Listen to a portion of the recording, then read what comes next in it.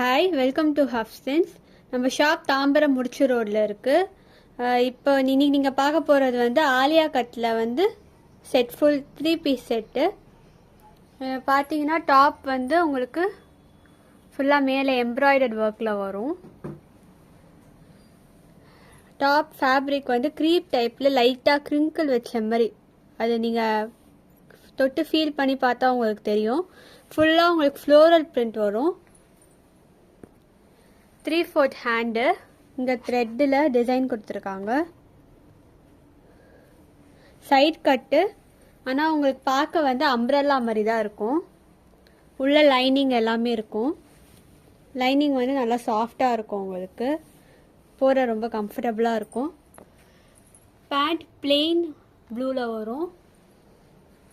துப்பட்டாவும் கொஞ்சம் ஷைனிங் மெட்டீரியலில் வந்து பிளெயின் ப்ளூவில் வரும்.